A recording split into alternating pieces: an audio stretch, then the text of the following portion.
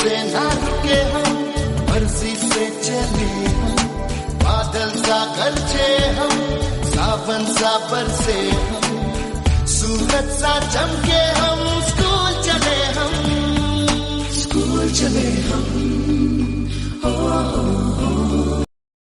Good morning class third के बच्चों। तो बच्चों हम पढ़ रहे हैं अनचाहे मेहमान पाठ।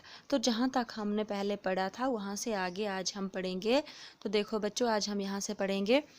एक दिन गर्मी की दोपहर में जब मालती रसोई घर में काम कर रही थी, अचानक उसने खिड़की से बाहर झांका।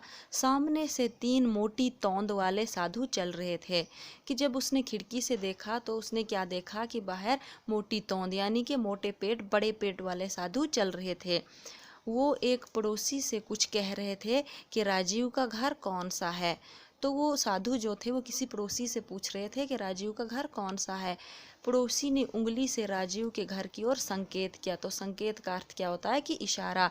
तो पड़ोसी ने भी उंगली के इशारे से उन साधुओं को राजीव का घर दिखा दिया।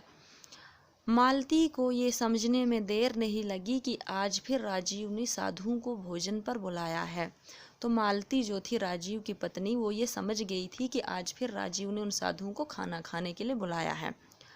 साधुओं की मोटी तौंद से उसने अनुमान, तो अनुमान का अर्थ क्या होता है कि अंदाज़ा लगा लिया कि एक साधु कितनी पूड़ियाँ खाने वाला है। तो उसकी पत्नी ने उसकी मतलब मोटे पेट को देखकर ये अंदाज़ा लगा दिया कि ये साधु कितनी पूड़ियाँ खाने वाले हैं। सुबह से काम करते करते वो बुरी तरह थक चुकी थी और ऐसी भीषण गर्मी में दोबारा खाना बनाने की उसकी बिल्कुल इच्छा नहीं थी।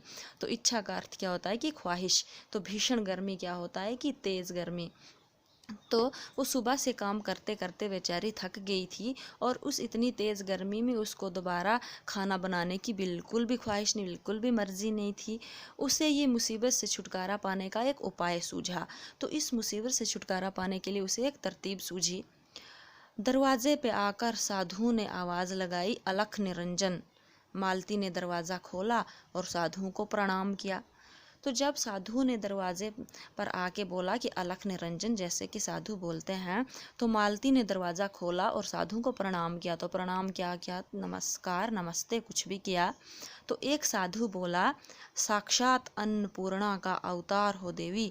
वो बोल रहे हैं कि तुम साक्षात अन्नपूर्णा देवी का अवतार हो, जैसा देवता पति वैसी ही देवी पत्नी। तो अब साधु बोल रहे हैं कि जैसे तुम्हारे पति देवता है वैसे ही तुम भी एक देवी की जैसी हो।